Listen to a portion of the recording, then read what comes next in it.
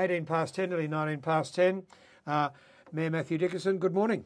Yeah, good morning. 14 pockets. Gee, I'm not sure if I could fill those 14 pockets, Richard. Mate, so many things you don't carry any longer. You don't carry a wallet anymore. You don't need to carry all your cards. I'm just struggling to think what I'd fill 14 pockets with. I talked about tradies. And they need pockets for everything. Are you saying I don't need the same number of pockets as a tradie? No, because you just swan round in the mayor against me because I'm not a tradie. In your new Hyundai. How's it going, by the way? Yeah, good. The Mayoral car is electric, folks, and I parked beside it last night because I did attend council last night to plant a few ideas into council's minds, which I'm going to follow up with in writing, so that hopefully you will carry on with those things. I might mention it very quickly. I spoke about the pool last night, and we have got one of the worst aquatic centres in the whole of New South Wales.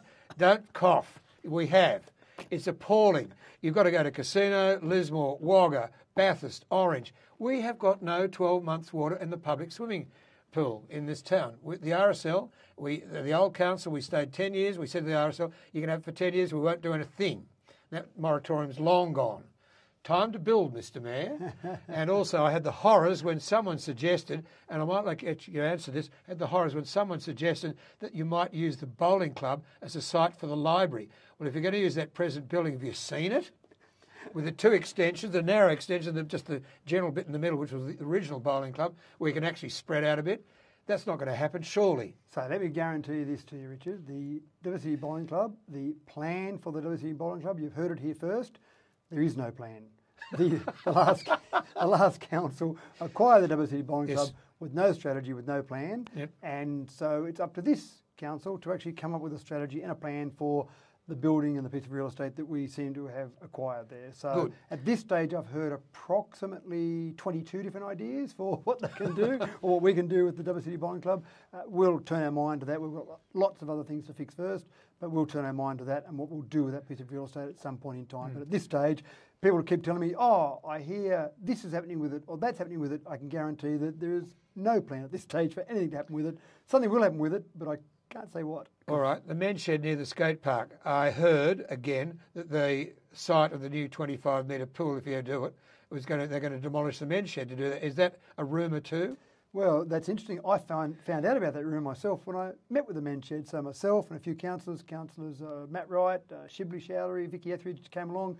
We were invited just to come along to a morning tea, and I used to go and attend the men's shed on a regular basis when I was mayor last time, so I thought it was a good chance to catch up with some of those guys. And as it turned out, my wife's uncle was there for his 80th birthday on the day, so we got to have birthday cake with Chris Sullivan. Oh, good. No, that was nice. But one of the questions, when we just had an open Q&A session, one of the questions was, where are you going to move us to? Because apparently we've been kicked out of here for the 25-metre pool. And I said, well, that's news to me. I'm not aware of that. I'll go and find out a little bit more information to see if I just haven't been found or haven't had that information communicated to me. So I've asked a few questions internally, and at this stage I can find no plan whatsoever for any removal of the men's shed from their current site, no plan for a 25-metre pool to go there. If a 25-metre pool was to be built at the Aquatic Centre, there's enough room within the boundaries that we have there already for a 25-metre pool. So I don't know where that came from. Well, I do know where it came from. I won't dredge over past material, but certainly the men told me there where they'd heard it from, and it seemed like a reliable source at the time. But the reality is, no, there's no plan to remove the men from there. I think they do a fantastic job. I like going along and seeing them there, and I think they're a great asset for Dubbo, just with the mental health that they take care of for a lot of men there. And they do lots of things in terms of some of the woodwork and some of the small electrical goods. If you need a new toaster, for example, a new lamp, go along and have a look there. They have a garage sale just about every day of the week. On tomorrow. 9 until midday. Yep. Okay, the boarding house issue was debated last night in the first session of council by residents, and for and against. And I understand Councillor Wells was the only councillor who voted against the motion to put the boarding house on the map and get it going. Do you think now that those opponents will go to the Land and Environment Court and try and stop it? I don't think they will. I think the opponents, or the objectives there, they felt like they had their say. We deferred that decision from last month, and I think that was appropriate because new group of councillors, their first ever DA, there's a lot to absorb in a DA, in a development application, so there's a lot of information there, and they wanted to just take their time, consider it carefully. We went and met as a group of councillors and staff, went and met at the actual location. Some of the people who were objecting to it came along and spoke to us there. We looked around there. I think there's been a lot of discussion. There were a lot of emails that went back and forth, a lot of information that came from the objectors, lots of information from our staff. So I think everyone felt like they had their say. I don't think the objectors, they can do that, but I don't think they will go to the Land Environment Court, because the reality is people had their say, all the information was considered, and then there was a vote of council, and even the councillors last night at the meeting put their views forward, said why they were voting certain ways, and I think a lot of it came down to the fact that we know there's a housing shortage in Dubbo. We know there's an affordable housing shortage in Dubbo. Here's a DA to address certainly some affordable housing and some housing shortage, 18 beds in the one boarding house. So councillors thought, well, this is probably a way we need to start looking at things to address that. Now, one of the objectives last night talked about the fact that they didn't believe this actually was affordable housing. It was $270 for a bedroom per week, and based on the median income of Dubbo, that was above the 30% cut-off mark for affordable housing. So there was a good point raised there, and I think the objectives had some good points. But ultimately, as councillors, we have to make a decision one way or the other. A political decision because of the shortage of housing? No, I don't think it was a political decision. I think the development complied with all the legislation, with all the relevant details they had to comply with. The objectives had some good points there, but ultimately it was a complying development in an area that was zoned appropriately. And on top of that, we need this type of housing in Dubbo. We need more housing in Dubbo. So I think it was following the legislation, but also addressing a shortage in Dubbo. $12.3 million deficit on the December budget. How are we going to overcome that? Yeah, look, all we can do really, the way you address a deficit in a huge organisation like council is to make sure you're taking little bits everywhere. And that's really what we can do. All we can do is to make sure that every individual department, every division is tightening their belts, being as tight as they can with their expenditure, making sure they're using the money in the most efficient way possible. The reality is over the last 3 years, council has been at a $20 million deficit over that 3-year time frame. We've come in obviously halfway through this financial year, so we've got to make sure that we do everything we can working with council staff to get this year back to the black if we can. That'll be a challenge because already 6 months of the year will go. 12.3, that's going to be hard. That's going to be difficult, that's right, but that's what we've got to aim towards, because step one, we need to get back to the black, or as close as we can to the black. Then going forward, we need to start getting budgets that are in the positive to start to effectively fill that hole in that's been created over the last 3 years. That's bad because lots of people have been telling me and fellow councillors things they want for Dubbo, but the reality is we've got to fill that hole before we can start even thinking about expenditure. I agree. On a 25-metre pool, for example. Well, and I was going to mention this as well. We've got Councillor Chowdhury looking at or wanting a report as to whether the council run the pool or we get a manager back like the old system for many, many years. Yeah. The Michael Wires and the Nick Wilsons of this world who ran the pool very well and very efficiently. We've got to look at that.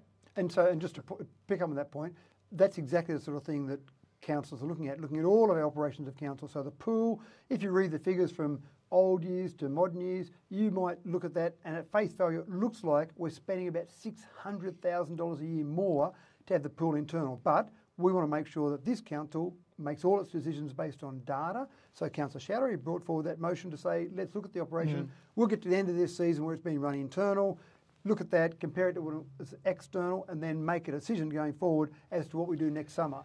But I hope within that data you look at the opening hours and the closing hours, because under a manager, the pool is open a lot longer than it is now. And that'll be a total review of the operation. Sunday, for instance, is a joke. Opening a pool at 10 o'clock on a Sunday morning. Yeah. So I won't comment on the current operation there, but the reality is let's look at the whole operation. And Councillor Mann brought forward a good motion as well, where it was saying let's look at all of the business operations of council. So we've got lots of different functions. We've got sale yards, we've got an airport, we've got caravan park, we've got childcare centres, we've got cafes, we've got a whole range of operations there.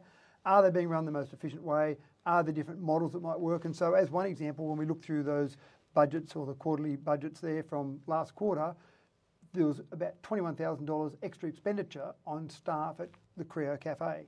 Now, one of the things, for whatever reason, again, that cafe at the Cultural Centre was brought internally. So the decision of council was to take that back external. And as of 2 weeks ago... It started, I know. That's now back in external hands. So again, that $21,000 extra. Now, it's only $21,000 out of a huge budget. 12.3.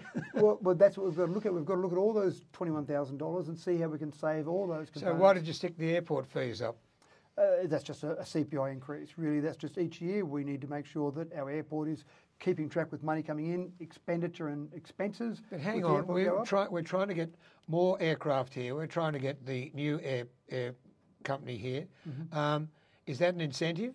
By sticking up, I know it's a CPI increase, but is that an incentive? I don't think Rex will be terribly happy. No airline will be happy because no one ever wants to have the prices put up.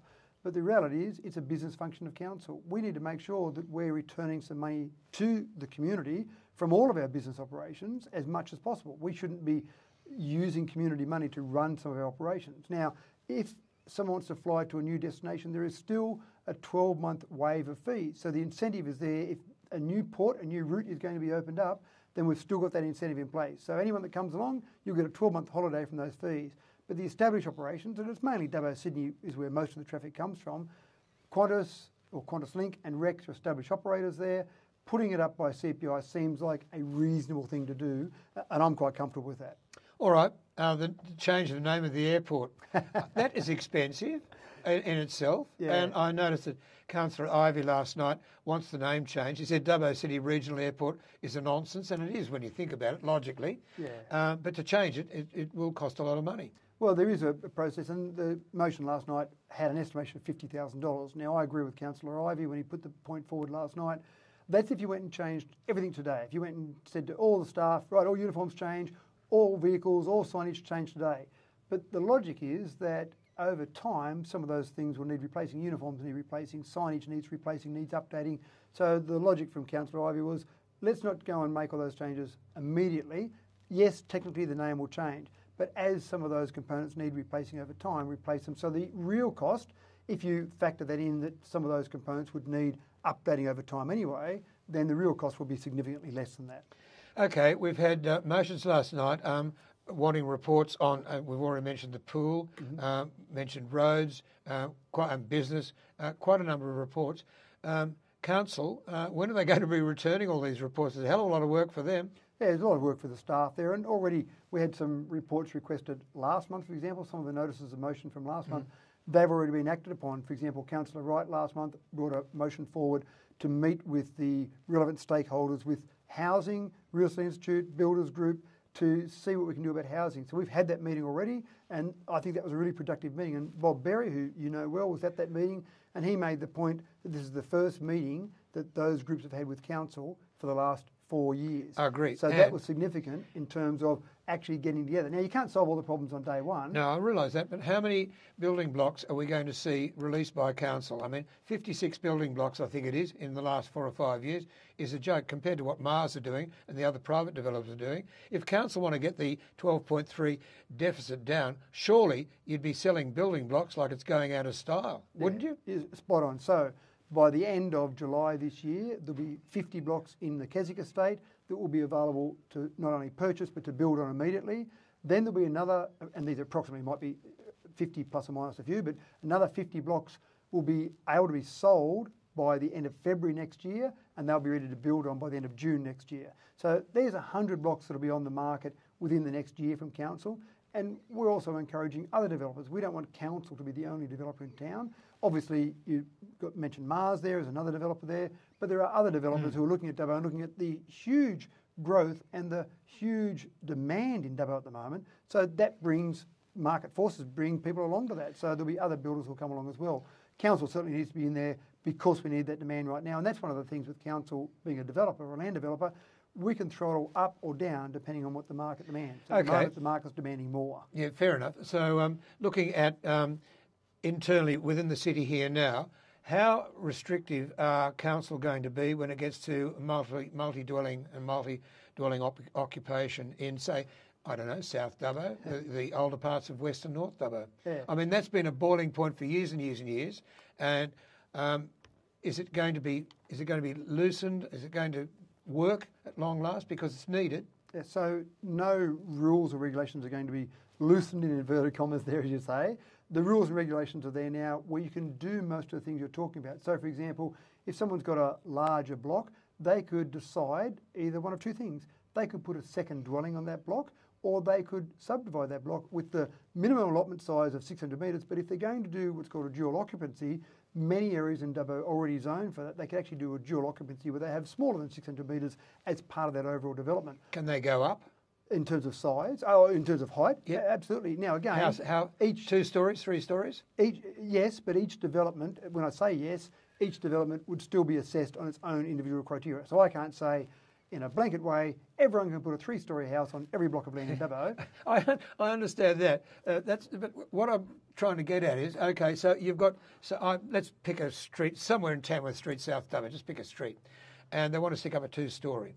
How long is it going to take for that development application to go through and for the building to actually start? Because that seems to be the complaint from a lot of builders. It's taking too long. Yeah, and that's certainly something that we're aware of in council, and it really is just a lack of staff numbers at the moment. It's very difficult to get enough staff across every business in Dubbo. Is it a lack of staff numbers or a lack of talent within the staff that you've got? No, I think the talent is absolutely there within staff, but there's only so many hours a day, there's only so much work they can do in a day. So we've heard that though, and that's one of the things we need to try and address to get those development applications processed through council quicker so they can come out the other end.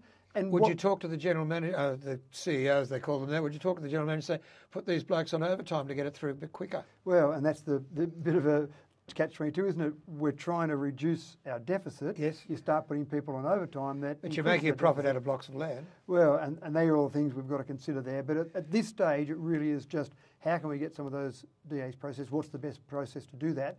But one of the outcomes from the meeting yesterday with the REI NSW and the Builders Group was for council to look at some of those areas where you can do things like dual occupancy or multiple dwellings on the same block of land and actually educate the public, because many people out there wouldn't necessarily know that they can do that in their existing block of land. They don't need to do any rezoning. There doesn't need to be blanket rezoning. A lot of blocks of land have got those capabilities right now, and if people are aware of that, they might start thinking about, should I use some of the piece of dirt I've got for myself, another investment for myself, or maybe another builder wants to come along. So part of that, and again, I won't talk about all the outcomes from yesterday's meeting, but really that was one of the things that we did talk about, was potentially just education and letting people know what they can do with their existing zoning, with the existing rules that are in place. That is very encouraging. All we've got to do now is go to overcome the NIMBY problem. Well, that is, there's no doubt about it. Sometimes people are concerned about that, and we've seen some of that happen in the past. I remember when I was last on council in Regan Park, there was a duplex that was going to be built on a corner block, and the people around there, we were down and met there, we stood around and actually had a look at that block. People around there weren't happy with their beautiful area of Regan Park, which it is a nice area, having this built there. But again, it's up to developers and working in consultation with council staff to build developments that are appropriate for the area and make sure the amenity is still correct for that area. That might be where someone says, I want to put up a 2-storey house. They might feel as if their privacy is being impinged upon, whereas maybe it might be more appropriate to have a single-storey development there. That might be more appropriate for that area. And that's where developers have just got to work with our staff to make sure they get an appropriate development and hopefully solve some of that NIMBY problem as well. It's very good to have the bear sitting opposite me in this studio for the second time ever while we've been on the air in the last 5 years. Yeah. Communication is vital, I believe, and I've said that to all the councillors as well. I encourage all the councillors to be out there talking to the public, talking with the media, making sure that people understand. One of the critical things, Richard, as you would know from being on council, the critical things is you can't make everyone happy with every decision. True. But if people understand why you've made a decision, understand the logic of the decision, people come to accept the decision as a decision that was made in the best interest of the community, even if they don't necessarily agree with every individual decision. Indeed. That's the challenge. And on that note, I remember what was said about the theatre, and look what we've got now, a theatre that's being well used. Absolutely right. And look at the crap that I copped trying to get a theatre. We won't go there. Matthew, good talking with you. Thank you, Richard. Mayor Mathew Dickerson, and he will be a regular with us after every council meeting, around about 10:20 on Friday mornings here on DCFM 88.9. I will be talking on a regular basis with the CEO, so I'm going to say General Manager, the CEO of Dubbo Regional Council, and I'll be doing that on a regular basis about 9:05 next Monday morning. And I've got quite a few questions for our CEO, Murray Wood, and I'll be sending those to him today, so he's got time to think about them on the weekend and not do the bureaucratic thing. And I've already said this to Murray, I'll take this on notice. In other words, we won't get answers. We'll do that on Monday. 22 to 11 now, DCFM 88.9.